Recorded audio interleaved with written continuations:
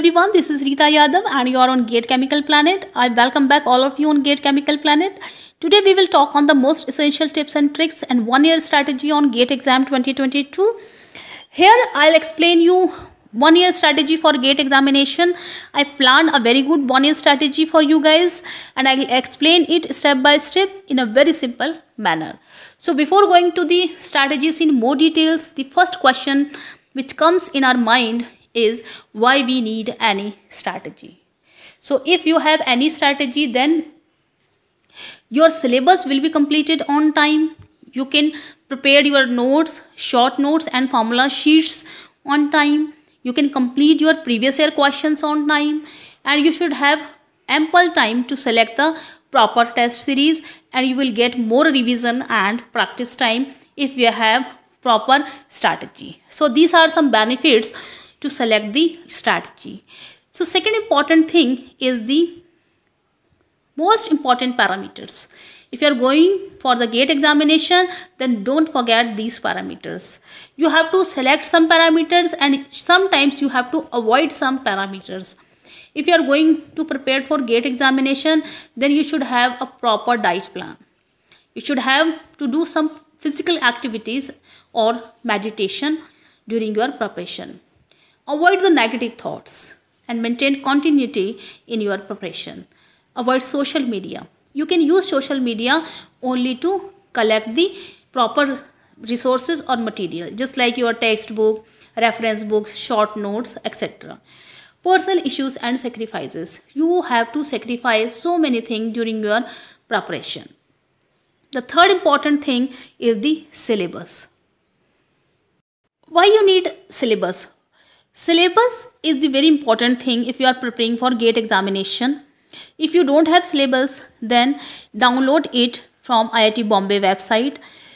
So if you have syllabus, then because of it, with the help of proper syllabus, you should have an idea what you have to study or what you don't have to study and how you have to proceed ahead. So syllabus is very, very important. And the second important thing is the knowledge of an organizing institute. The knowledge of an organizing institute for the GATE 2022 examination is very, very important parameter, and it can enhance your preparation also. How? I'll explain. You should have an idea who are going to organize GATE 2022 exam. This year, IIT Kharagpur is the organizing institute. Analyze the previous year papers set by it in the last years. It will give you an idea about the mentality and the structure of paper set by the IIT Kharagpur, and then you can prepare accordingly. If I talk about the IIT Bombay, last year IIT Bombay organized the GATE examination, and 1 marks question was little bit lengthy, but 2 marks question were not so much lengthy. So the knowledge of an organizing institute will give you an idea about the types of questions and which question is lengthy, what is the mentality of the paper setter, what is the mentality of the organizing institute. It is very important and it enhances your preparation level. Okay, so when you will get the proper syllabus from the organizing institute or the website of the organizing institute, then what is the next step? The next step is to divide your syllabus in 2 parts. The core subject as well as in engineering, mathematics and aptitude. Okay, so here I will also discuss you what are the benefits to divide this syllabus. Basically, math and aptitude cover 28 to 30 marks. And the big mistake students always do, they don't select these 2 subjects along with the technical subjects. These 2 subjects which student prepared in a later time. You should always prepare math and apti always along with the technical subjects, and also revise them properly with the technical subjects, because here is a chance to score 25 marks at least from the math and apti part. So my recommendation is always prepare these two subjects along with the technical subjects. Then comes to the core subjects. I have classified core subjects in two parts. First is the major subject and second is the minor subject. So if you don't have any idea about the major subject and minor subject, let me explain this in a very good manner. The first is the major subject. For example, you are from mechanical engineering branch, and in mechanical engineering branch the total subjects, technical subjects are 10 to 12. Okay, so 4 to 5 subjects you can consider as major subjects. Major subjects are those subjects which considered basically 50 to 60% marks. 50 to 60% marks questions comes from the major subjects, and large number of questions from in-depth basis comes from the major subjects. In mechanical engineering branch, the strength of material is the major subject, and the minor subject which you can also derive from the strength of material is the machine design. Machine design is the minor subject. Just consider again the another major subject in mechanical engineering branch. It is thermodynamics is the major engineering subject in mechanical engineering branch, and other minor subject you can derive from the thermodynamics are the refrigeration and air conditioning, power plant engineering, and the IC engine. These are the minor subjects. And if I consider the chemical engineering, then 5 to 6 subjects you can consider as a major subjects, which are in-depth basic subjects, and sometimes 50 to 60% questions or sometimes 70% marks questions comes from the major subjects. So the mass transfer, heat transfer, CRE, fluid mechanics and process calculations you can consider as a major subjects in chemical engineering. If I talk about the minor subjects are also from 5 to 6 subjects, and minor subjects are thermodynamics, process dynamics and economics, mechanical operation, chemical technologies, instrumentation and process control IPC. PDE is process dynamics and economics. Okay. यहाँ पर ये जो मैं strategy आप लोगों को बताई है, this is the 1 year strategy which is valid for all the branch students, civil engineering, mechanical engineering, chemical engineering, petroleum engineering, instrumentation and control and computer science also.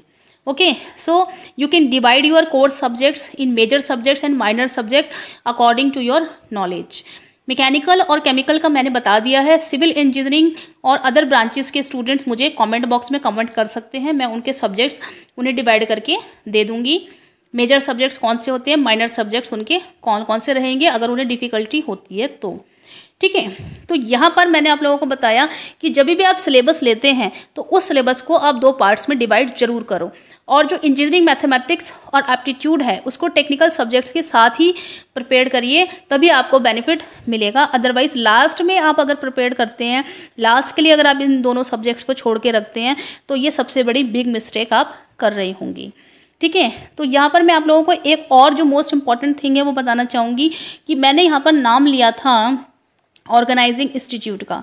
तो IIT खड़गपुर इस बार गेट एग्ज़ाम को organise करा रहा है. तो मैं यहाँ पर ये कहना चाहूँगी कि आप IIT खड़गपुर ने अभी तक जितने भी पेपर सेट किए हैं लास्ट ईयर में, उन सारे पेपर्स को एक बार एनालाइज ज़रूर कीजिए. उससे आपको पता चलेगा कि उनका जो लेवल है पेपर सेट करने का वो क्या रहता है, मेंटालिटी क्या रहती है, स्ट्रक्चर जो है उनका पेपर सेटिंग का वो कैसा रहता है. अगर आपके पास पेपर नहीं है तो आप मेरे टेलीग्राम चैनल पर जाकर वहाँ से पेपर्स देख सकते हैं. लास्ट ईयर के सारे पेपर्स, बुक्स, शॉर्ट नोट्स वहाँ पर पड़े हुए हैं. ठीक है, अब हम नेक्स्ट पॉइंट पे आएंगे जो बहुत ही इंपॉर्टेंट है, स्टडी नोट्स. स्टडी नोट्स पर ही मैं आना चाह रही हूँ. तो यहाँ पर सबसे पहले तो मैं आप लोगों को एक बात ये कहना चाहूँगी कि जब आपने सिलेबस ले लिया, उसे डिवाइड कर लिया, देख लिया, आपने मार्च में ये सारे काम कर लेने चाहिए, क्योंकि आपका जैसे ही गेट का रिजल्ट आता है उसके बाद आपको अपनी प्रिपरेशन दोबारा से शुरू कर देनी चाहिए। अगर आप सेकेंड टाइम प्रिपरेशन कर रहे हैं, अगर फर्स्ट टाइम भी प्रिपरेशन कर रहे हैं तो सिलेबस ज़रूर डाउनलोड करना, ठीक है। तो यहाँ पर अगर आप जो अपनी प्रिपरेशन कर रहे हैं, if you are preparing GATE exam by any coaching और by self study, it does not matter anything, okay. आपका मैटर ये नहीं करता कि आप जो हो कोचिंग ले रहे हो या सेल्फ स्टडी से प्रिपरेशन कर रहे हो। आप कोचिंग अगर जा रहे हैं तो वहाँ पर सबसे पहले you can check the reviews of that particular coaching on net, or you can also take information regarding that particular coaching from your seniors, juniors, or also the faculty members, okay. Then you have to select a proper coaching institute. और अगर आप coaching नहीं ले रहे हैं, self study से preparation कर रहे हैं, तब आपको क्या क्या चीज़ें करनी होगी वो मैं यहाँ पे आपको बता देती हूँ। अदरवाइज़ अगर आप कोचिंग जाते हैं तो वहाँ पर आपको स्टडी मटेरियल मिल जाता है और टीचर्स आपको बताते हैं कि आपको कैसे कैसे प्रिपरेशन करनी है। So collection of correct study material notes is very important. So first you have to take some textbook, reference books, and with the help of textbook and reference book prepare your own notes. My recommendation is prepare your own notes with the help of textbook and the reference books. You can also take help from short notes and notes of other coaching institutes if you can arrange. And work on right direction with the help of textbook, reference books and notes. This is the very very important point. Without study material, without textbook, reference book, it is very difficult to prepare in a proper manner. तो अगर आपके पास ये books, text book, reference book, short notes की आपको कोई भी difficulty आती है तो आप मुझे कमेंट करके बता सकते हैं। मेरा टेलीग्राम चैनल पर आप लोग यहाँ से हेल्प ले सकते हैं। टेक्स्ट बुक, रेफरेंस बुक और शॉर्ट नोट्स आपको वहाँ पर मिल जाएंगे। आप वहाँ पर जाकर क्लिक करके लिंक पे डिस्क्रिप्शन बॉक्स में मैंने यहाँ पर लिंक दिया हुआ है टेलीग्राम चैनल का, आप वहाँ से भी हेल्प ले सकते हैं। अदरवाइज़ आप मुझे कमेंट करके कोई भी क्वेश्चन पूछ सकते हैं regarding text book, books, reference books, short notes and so many other things. So यहाँ पर मैंने आप लोगों को बता दिया। Fourth important point is study notes. The next important thing is study time distribution. This is the fifth most important point, to distribute your 1 year in a different phases. Here I divided 1 year in 4 different phases. The first phase is the study phase from April to June, and phase 2 is the study phase from July to September, and phase 3 is the revision phase from October to November. And phase 4 is the practice phase from December to January. तो यहाँ पर आप लोगों के पास फरवरी का जो month बचता है उसमें आपको केवल रिवीजन आप कर सकते हैं, और आपका जो थोड़ा बहुत छूट जाते हैं टॉपिक्स, रिमेनिंग टॉपिक्स हैं, आप उनको कवर कर सकते हैं। इससे आपकी जो प्रिपरेशन रहेगी वो टेंशन फ्री होकर आप प्रिपरेशन कर सकते हैं। तो यहाँ पर स्टडी टाइम डिस्ट्रीब्यूशन बहुत बहुत इंपॉर्टेंट पैरामीटर है, जिसको आपको अपने अकॉर्डिंग भी आप इसे चेंज कर सकते हैं। अगर आप चाहते हैं तो आप मार्च से भी प्रिपरेशन शुरू कर सकते हैं। आप फेज़ 1 में 4 मंथ दे सकते हैं फ्रॉम मार्च टू जून, और फेज़ 2 में फिर जुलाई से सितंबर रहेगा, ठीक है। तो यहाँ पर मैंने इस स्टडी टाइम डिस्ट्रीब्यूशन को बहुत ज़्यादा इम्पॉर्टेंस देते हुए आप लोगों का पूरा टाइम जो है वो मैंने यहाँ पर आप लोगों के लिए डिस्ट्रीब्यूट कर दिया है, ताकि आप लोगों को कुछ भी प्रिपरेशन करने में दिक्कत ना आए। तो यहाँ पर मैंने जो प्रिपरेशन स्टार्ट की है वो अप्रैल से की है। 1 अप्रैल से जून तक का जो फेज़ है, this is the study phase 1। The primary objective of study phase 1, what are the primary objectives we should have to consider during the preparation? So here P is missing. This is the primary objective. In phase 1 there are some objectives we have to consider. First is work on the concept, make short notes and formula sheets and get previous year questions. तो यहाँ पर मैं आप लोगों को एक बहुत important चीज़ बताऊंगी जो स्टूडेंट लास्ट में मिस्टेक करते हैं। जब वो स्टडी कर रहे होते हैं, जब आपको फेज़ 1 में स्टडी करनी है, तो वहाँ पर आपको कैसी कैसी पैरामीटर्स कंसीडर करने हैं, कैसे कैसे स्टेप्स आपको लेने हैं, वो मैं बताती हूँ। सबसे पहले तो आप टेक्स्ट बुक और रेफरेंस बुक्स की हेल्प लीजिए। टेक्स्ट बुक से आपको अपने कंसेप्ट पे वर्क करना है। टेक्स्ट बुक की मैं यहाँ पे आपको बात बता दूँ कि जैसे आप केमिकल इंजीनियरिंग के स्टूडेंट हैं तो यहाँ पर आपका जो एक मास ट्रांसफ़र सब्जेक्ट है फॉर एग्जांपल, तो उसके लिए आपको जो टेक्स्ट बुक हम बताते हैं टीचर्स, वो होती है ट्रेबॉल। ठीक है, टेक्स्ट बुक वो बुक होती है जिसमें आपके जो कंसेप्ट होते हैं वो बहुत ही स्टैंडर्ड दिए रहते हैं, स्टैंडर्ड बुक कहते हैं हम उनको, और उसी से आपको पढ़ना चाहिए। अगर आप मास ट्रांसफ़र की कोई और बुक लेते हैं, ठीक है, बीके दत्ता भी आप ले सकते हैं, बीके दत्ता है, ट्रेबॉल है, ये आपकी जो है इन बुक से पढ़ना चाहिए। लेकिन ट्रेबॉल को स्टैंडर्ड बुक माना गया है क्योंकि उससे अगर आप पढ़ते हैं तो डायरेक्ट जो क्वेश्चन कंसेप्ट बेस्ड क्वेश्चंस हैं वो गेट में आते हैं। तो अगर आप शुरू से ही अपने कंसेप्ट को क्लियर करके चलते हैं तो आपको क्वेश्चंस अटेम्प्ट करने में प्रॉब्लम नहीं आती।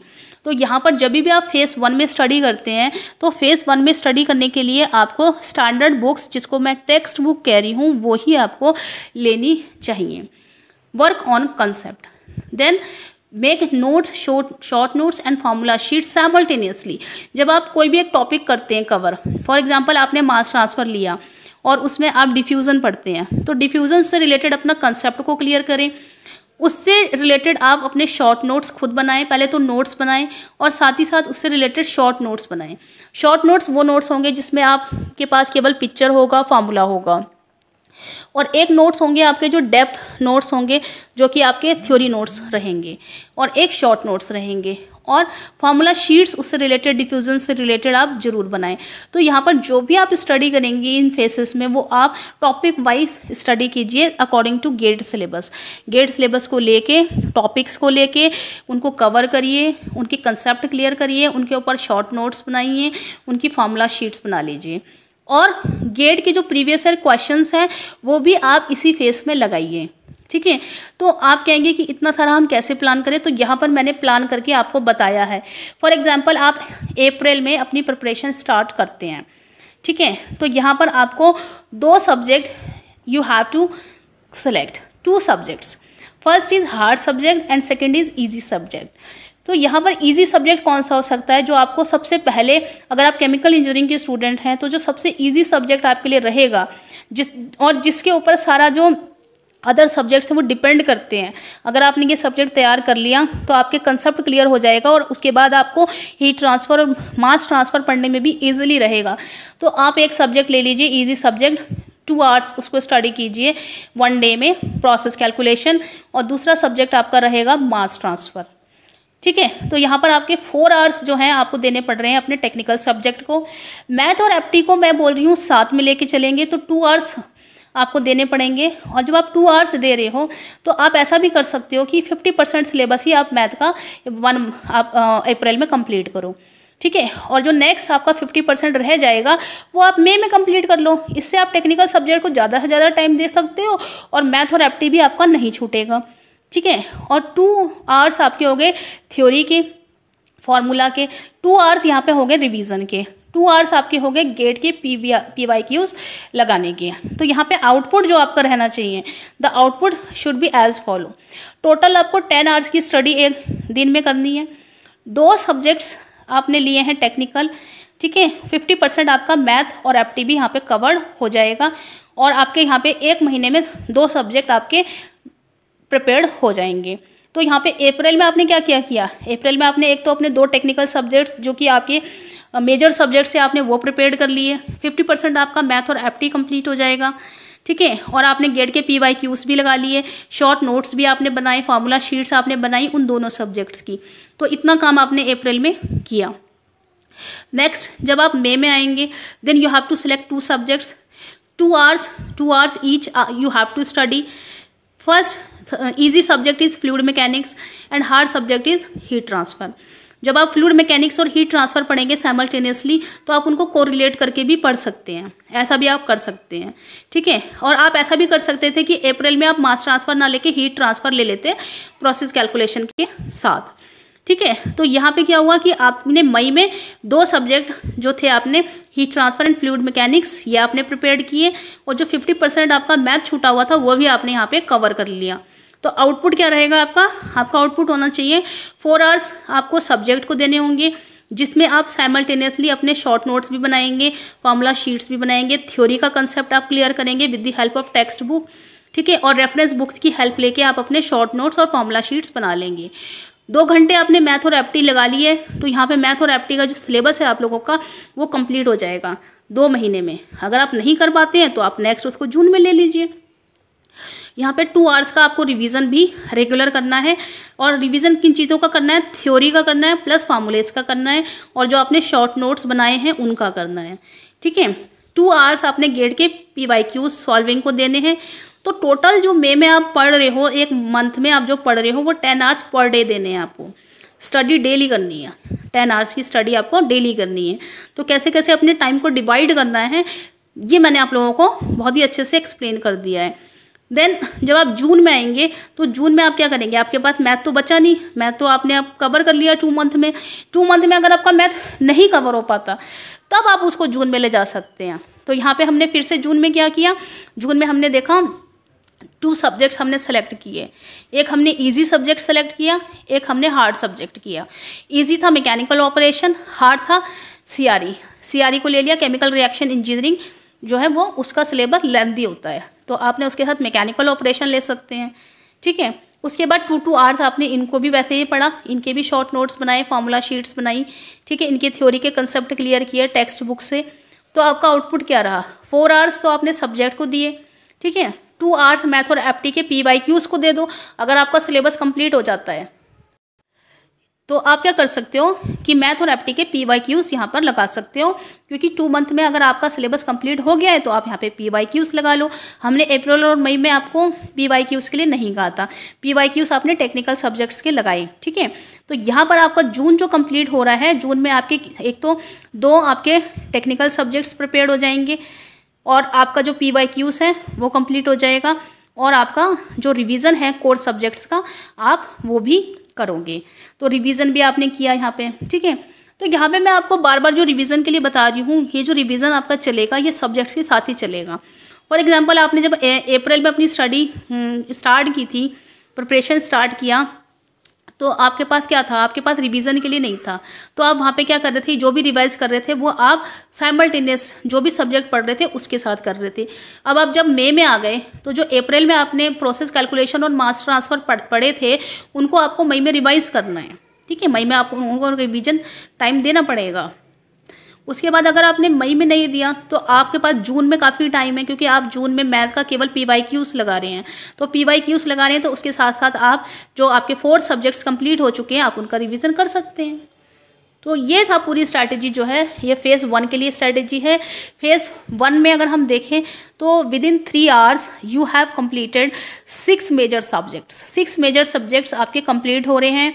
अगर वो नहीं कंप्लीट हो पाते हैं तो आप उनको माइनर सब्जेक्ट्स के साथ कंप्लीट कर सकते हैं। तो अब यहाँ पे आपको आई थिंक ये क्लियर हो गया होगा कि 10 आवर्स आपको पर डे एक तो पढ़ना रहेगा, प्लस जो आप सब्जेक्ट्स पढ़ रहे हैं उनका रिवीजन करना भी बहुत ज़रूरी है।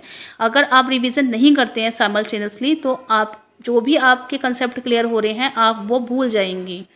ठीक है। तो यहाँ पे स्टडी फेज़ 2 को मैं बताऊँगी।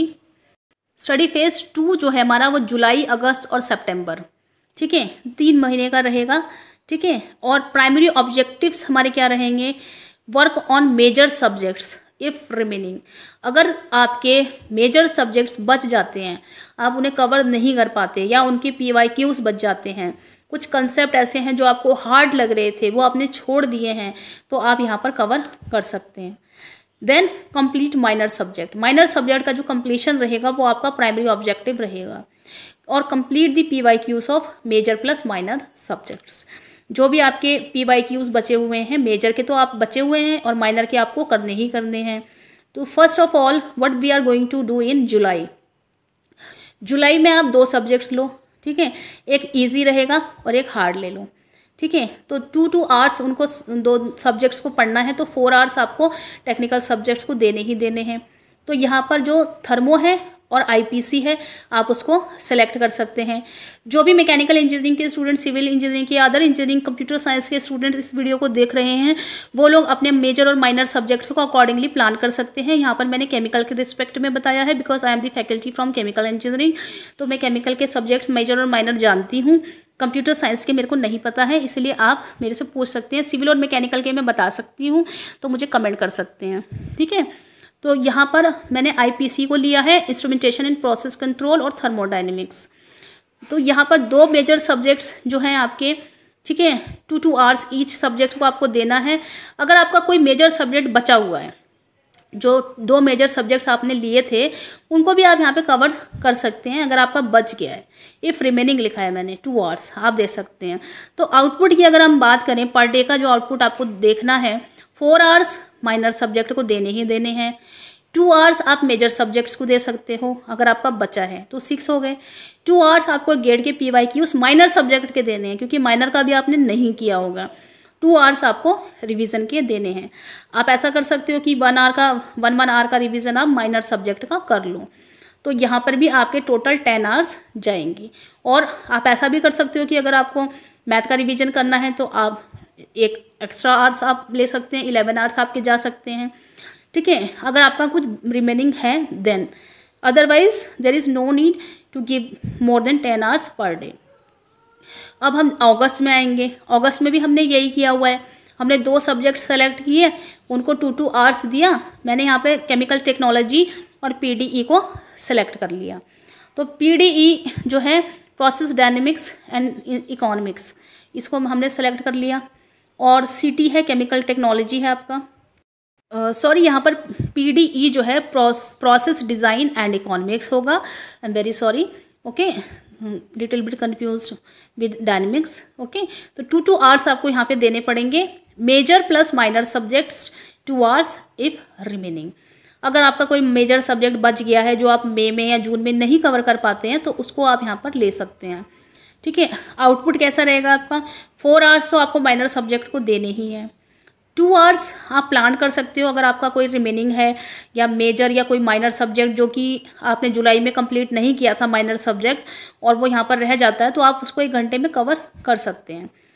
फिर 2 आवर्स आपको गेट के PYQs तो देने ही देने हैं, और 2 आवर्स का आपको रिवीजन रखना है। उसमें आप 1 घंटे का माइनर सब्जेक्ट का रिवीजन ले लो और 1 घंटे का मेजर सब्जेक्ट का ले लो, या हाफ आवर के आप रिवीजन कर सकते हो, ठीक है। जब आपको रिवीजन की हैबिट हो जाएगी तो आप हाफ आवर में भी रिवीजन कर सकते हैं, ठीक है। तो यहाँ पर भी आपका जो टोटल आउटपुट रहेगा वो 10 आवर्स पर डे का रहेगा। Now we will come on to this September. सितंबर में आपका क्या रहेगा, आपके मेजर सब्जेक्ट और माइनर सब्जेक्ट दोनों की दोनों कंप्लीट हो जाने चाहिए। अगर कंप्लीट नहीं होते हैं तो कोई प्रेशर लेने की ज़रूरत नहीं है, आप सितंबर में भी उनको पढ़ सकते हो अगर आपके कंप्लीट नहीं हुए हैं। बट मेरा रिकमेंडेशन यही रहेगा कि जितने भी आपके मेजर सब्जेक्ट हैं आप उनको इन 6 मंथ में ज़रूर कंप्लीट कर लें। अगर आप मेजर सब्जेक्ट बहुत अच्छे से कंप्लीट करते हैं तो आपके कंसेप्ट क्लियर होंगे, तो आपके जो माइनर सब्जेक्ट होंगे उनको पढ़ने में आपको बहुत कम टाइम लगेगा। आप खुद ये चीज़ देखेंगे, खुद ये चीज़ फील करेंगे कि जब आपके मेजर सब्जेक्ट आपने बहुत अच्छे से कंसेप्ट वाइज पढ़े हैं, टेक्स्ट बुक से पढ़ेंगे आप, तो आपका जो माइनर सब्जेक्ट्स हैं वो बिल्कुल भी टाइम नहीं लेते हैं, और माइनर सब्जेक्ट्स की PYQs करने में आपको टाइम नहीं लगेगा, ठीक है। सो सितंबर एक ऐसा मंथ रहेगा, ठीक है। सितंबर में आपका क्या करना है, सितंबर में आपके अगर मेजर सब्जेक्ट्स अभी भी रिमेनिंग है आप उनको कवर कीजिए, प्लस अगर कोई माइनर है उनको कवर कीजिए। आपके PYQs मैथ प्लस FT के अगर बचे हुए हैं, कुछ आपके रह गए थे रिमेनिंग, उनको कंप्लीट कर लीजिए। PYQs सब्जेक्ट वाइज अगर आपके रह गए हैं उनको आप कंप्लीट कर सकते हैं विदिन 1 मंथ, काफ़ी रहेगा आपके लिए, है ना। तो ये रहेगा आपका सितंबर। तो यहाँ पे आपका स्टडी फेज़ 2 कंप्लीट हो जाएगा। स्टडी फेज़ 3 को हम रिवीजन फेज़ कह रहे हैं, और रिवीजन के लिए हमें रिवीजन का टाइम चाहिए। अक्टूबर से नवंबर हमें रिवीजन टाइम चाहिए। तो यहाँ पर होता क्या है, बेसिकली आपको लगेगा कि हम रिवीजन हमारा ज़्यादा जा रहा है, हम थ्योरी को ज़्यादा कम टाइम दे रहे हैं, ऐसा नहीं है। अगर आप रिवीजन को टाइम नहीं देंगे तो जो भी आपने पढ़ा है आप उसको भूलते जाएंगे। Revision is very very important. आपका जो प्राइमरी ऑब्जेक्टिव होना चाहिए रिवीजन फेज़ के लिए, complete major subjects revision, revise minor subjects also, and more PYQs। अगर आपके PYQs रह गए हैं या आपने लास्ट ईयर के जो पेपर्स थे आपके 20 ईयर्स के, आपके 5 ईयर्स के पेपर बचे हुए हैं, आप उनको यहाँ पे कंप्लीट कर सकते हैं। Select subject wise test series. अब जो इम्पॉर्टेंट थिंग है, जो प्राइमरी ऑब्जेक्टिव है इन 2 महीने में, आपको अक्टूबर से नवंबर में आपको subject wise test series select कर लेनी चाहिए। जो टेस्ट सीरीज़ हैं it plays very important role in your preparation. अगर आपको टेस्ट सीरीज़ किसी कोचिंग की लेनी है तो आप उनका रिव्यूज़ अपने फ्रेंड से चेक कर सकते हैं, ठीक है। उसके बाद ही आप टेस्ट सीरीज़ प्रॉपरली सेलेक्ट कीजिए, ठीक है। उसके बाद हम आएंगे अक्टूबर में। अक्टूबर में हमने क्या किया, अक्टूबर में हम क्या कर सकते हैं, revise at least 4 major subjects each 2 hours आपको देना है रिवीजन। यहाँ पे बेसिकली यहाँ पे आपको अक्टूबर में रिवीजन करना है मेजर सब्जेक्ट्स का, ताकि आप उन मेजर सब्जेक्ट के जो कंसेप्ट आपने क्लियर किए थे, आपने जो शॉर्ट नोट्स बनाए थे, फॉर्मूला शीट्स बनाई थी, वो आप भूलें नहीं। यहाँ पे रिवाइज करेंगे 2 सब्जेक्ट 2 आवर्स के लिए 15 डेज ले लो, और 2 सब्जेक्ट ले लो 2 आवर्स के लिए 15 डेज। तो यहाँ पे आपके 4 सब्जेक्ट्स तैयार हो जाएंगे। 4 आवर्स ले लो आप PYQs का फॉर 2 सब्जेक्ट्स ईच, 15-15 दिन के लिए। यानी कि 15 दिन में आप क्या करोगे, 2 सब्जेक्ट, 15 दिन में 2 सब्जेक्ट, और 4 आवर ले लो PYQs for next 2 subjects 15-15 days के लिए, ठीक है। 15-15 दिन में आप 4 सब्जेक्ट्स कर लेंगे। तो इस तरह से आपके 8 जो हैं वो जो 8 आवर्स हैं वो जाएंगी, ठीक है, और आपके 4 सब्जेक्ट्स यहाँ पे तैयार हो जाएंगे। तो यहाँ पे आपने रिवीजन कर लिया, एटलीस्ट आपके 4 सब्जेक्ट्स यहाँ पे मेजर सब्जेक्ट्स जो हैं वो आपके रिवाइज हो जाएंगे, और आप यहाँ पे जो अपनी सब्जेक्ट वाइज टेस्ट सीरीज़ हैं उसको आप कंटिन्यू करके रखिए। जब आप अक्टूबर में आएंगे तो आपको सब्जेक्ट वाइज टेस्ट सीरीज़ तो लेनी ही है, तो आप सब्जेक्ट वाइज टेस्ट सीरीज जो भी आपको मेजर सब्जेक्ट्स लगते हैं, आपके डिफ़िकल्ट है, मास ट्रांसफ़र है केमिकल इंजीनियरिंग में, हीट ट्रांसफ़र है, CRE है, एटलीस्ट CRE और मास ट्रांसफ़र का आप यहाँ पे कंप्लीट कर सकते हैं। So I have given you very good plan for October here. अगर आप इससे जाते हैं तो अक्टूबर में आपके पास टेस्ट सीरीज लेने के बाद भी इतना टाइम रहता है कि आप अपने मेजर सब्जेक्ट्स रिमेनिंग जो रह गए हैं या माइनर सब्जेक्ट्स रह गए हैं उनके PYQs भी यहाँ पर लगा सकते हैं। तो मैंने यहाँ पे एक टेंटेटिव प्लान आप लोगों को दिया है जो आपके लिए बहुत ही हेल्पफुल रह सकता है। Now what we are going to do in November में आप क्या कर सकते हैं, रिवाइज नेक्स्ट 4 माइनर सब्जेक्ट्स। आपने अक्टूबर में मेजर सब्जेक्ट्स का रिवीजन किया था, आप यहाँ पे माइनर सब्जेक्ट्स का रिवीजन करें और 2 आवर्स ईच सब्जेक्ट को दें। तो आपका जो टोटल आउटपुट रहना चाहिए वो क्या रहना चाहिए, total 10 hours for revision plus PYQs plus subject wise test series, ये आपका नवंबर में रहना चाहिए। इवन अक्टूबर में भी आप अगर टेस्ट सीरीज ले रहे थे तो आप टेस्ट सीरीज सब्जेक्ट वाइज पर ही जाइए, ठीक है। और जो आपकी फुल लेंथ टेस्ट सीरीज़ है वो आप प्रैक्टिस फेज में कर सकते हैं। अगर आपका सिलेबस ऑलरेडी कंप्लीट हो गया है तो आप नवंबर में भी फुल लेंथ टेस्ट सीरीज ले सकते हैं। आप अक्टूबर में आप क्या करो, सब्जेक्ट वाइज ले लो, और नवंबर में आप फुल टेस्ट ले लो, अगर आपकी जैसी भी प्रिपरेशन लेवल आपका रह रहा है। तो now we will come on phase 4। Phase 4 is the practice phase. Practice phase is for 2 months, December and January. The primary objective of phase 4, which is the practice phase, is to take the full length test series. यहाँ पर अब आपको दिसंबर और जनवरी में full length test series लेनी ही चाहिए, ठीक है। आप नवंबर में भी ये चीज़ प्लान कर सकते थे अगर आपका जो लेवल है प्रिपरेशन का वो बहुत अच्छा जा रहा है। कंप्लीट रिवीजन, ठीक है, if remaining major plus minor subjects. अगर आपके सब्जेक्ट्स रह गए हैं, कुछ टॉपिक्स अगर बचे हुए हैं तो आप उनको यहाँ पर कंप्लीट कर सकते हैं। फुल लेंथ टेस्ट सीरीज आपको 4 to 5 6 तक एटलीस्ट लेनी चाहिए, ठीक है।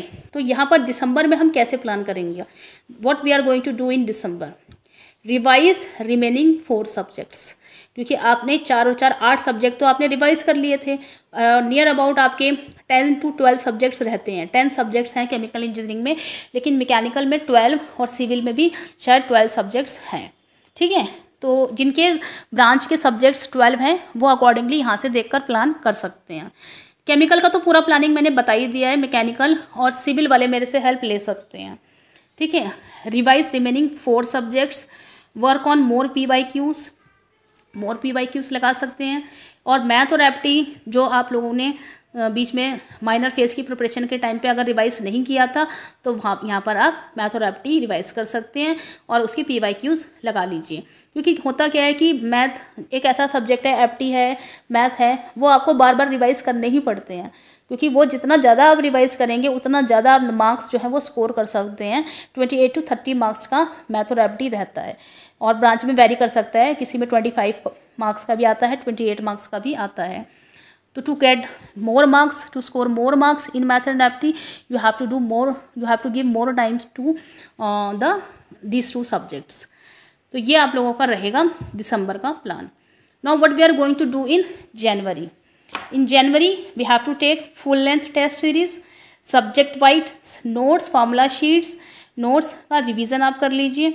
आपके जितने भी 10 या 12 सब्जेक्ट हैं आप उनको यहाँ पर रिवाइज कीजिए अच्छे से। सब्जेक्ट वाइज नोट्स का रिवीजन कीजिए, टॉपिक वाइज एटलीस्ट रिवीजन कीजिए। नोट्स का रिवाइज करना बहुत इंपॉर्टेंट है।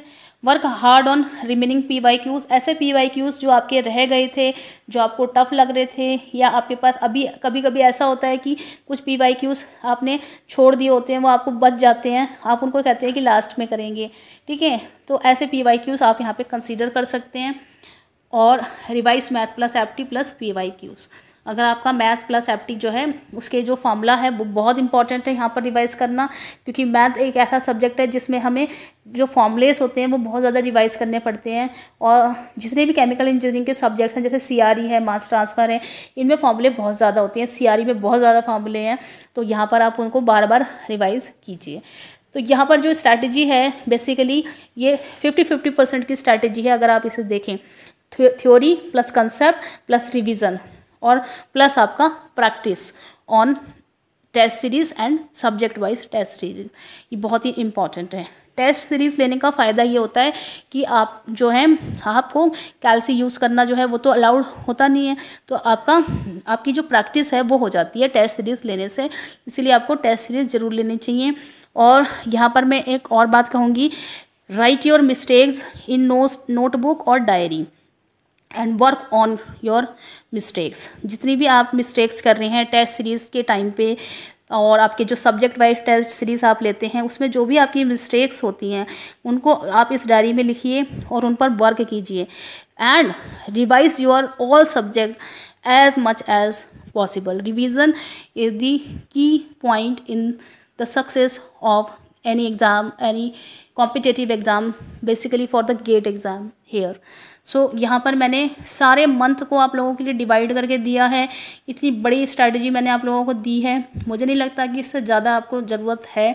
आप इस स्ट्रैटेजी के बेसिस पे अपने सब्जेक्ट अकॉर्डिंगली अपनी आप स्ट्रैटेजी बना सकते हैं। मैंने आपको एक आइडिया दिया है, उसके अकॉर्डिंग आप यहाँ से अपने सब्जेक्ट्स अपने आप डिवाइड कर सकते हैं। केमिकल इंजीनियरिंग के सब्जेक्ट्स को मैंने डिवाइड किया है, और मैं ये रिकमेंड करूँगी कि जो आपका प्रोसेस कैलकुलेशन है आप उसको सबसे पहले कवर कीजिए, ठीक है। उससे आपको बेनिफिट क्या मिलेगा कि वहाँ पे सारे यूनिट ऑपरेशंस पे आप मटेरियल एंड एनर्जी बैलेंस लगाते हैं, तो होता क्या है कि आप सारी जो यूनिट ऑपरेशन और यूनिट प्रोसेसेस हैं उनसे अवेयर हो जाते हैं। तो जब आप उनसे अवेयर हो जाते हैं तो आपको मास ट्रांसफ़र, हीट ट्रांसफ़र और CRE पढ़ने में बहुत ज़्यादा हेल्प मिलती है।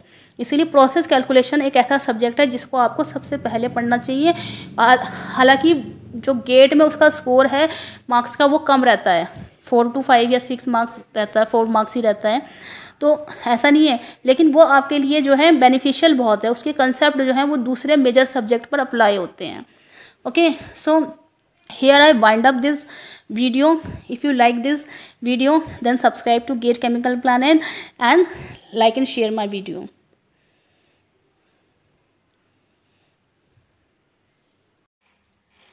मैंने आप लोगों को बता दिया है चार्ट में कि आप लोगों की प्रिपरेशन स्ट्रैटेजीज क्या होनी चाहिए, लेकिन इसको एक बार मैं और थोड़ा सा शॉर्ट में बता देती हूँ कि आप जब भी कोई सब्जेक्ट उठा रहे हैं तो आप उस सब्जेक्ट में सबसे पहले 30 to 40 लेक्चर्स में उस सब्जेक्ट को जरूर कवर कीजिए, जिससे आपका जो कंसेप्ट है वो बहुत ही अच्छे से क्लियर हो जाए, स्ट्रॉन्ग हो जाए।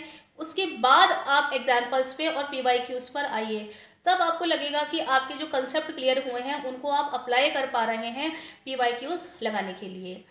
प्रीवियस ईयर क्वेश्चंस को लगाने के लिए आप पर्टिकुलरली एक बहुत ही अच्छी बुक जरूर लीजिए, ठीक है। अरिहंत की बुक है, आप वो ले सकते हैं, या फिर M शुभु जो है वो आप ज़रूर लीजिए। अभी से आप उसको परचेस कर लीजिए, उसका जो नया एडिशन आया है अमेज़ॉन पे वो अवेलेबल है, आप वहाँ से उसको परचेस कर सकते हैं। नया एडिशन जो है उसमें आपको 2020 और या फिर 2021 तक का आपको जो क्वेश्चंस हैं वो इजीली अवेलेबल हो जाते हैं, इसीलिए आपको बुक जो है वो नई परचेज करनी चाहिए। कुछ बुक्स जो है मैं टेलीग्राम चैनल्स पर आप लोग के साथ शेयर करती रहती हूँ। अगर आप लोगों ने अभी तक मेरा टेलीग्राम चैनल ज्वाइन नहीं किया है तो जल्दी से जल्दी टेलीग्राम चैनल को ज्वाइन कर लीजिए। टेलीग्राम चैनल का लिंक मैंने हर वीडियो के डिस्क्रिप्शन में दिया हुआ है, आप वहाँ पर जाकर टेलीग्राम चैनल ज्वाइन कर सकते हैं। बहुत सारे formula sheets, notes, class notes, books मैंने वहाँ पर आप लोगों के लिए शेयर की हुई हैं, आप लोगों के लिए बहुत बेनिफिशियल रहेंगी। प्लीज़ आप लोग ज्वाइन कर सकते हैं, ठीक है। तो इस वीडियो में यहीं पर वाइंड अप करूँगी और बहुत सारी चीज़ें मैंने आपको चैट के थ्रू बता दी हैं। अगर आप मेरे से कुछ और क्वेश्चन पूछना चाहते हैं तो इंस्टा का लिंक मैं आप लोगों को दे दूँगी, आप इंस्टा में मेरे साथ बात कर सकते हैं। Thank you so much, have a nice day.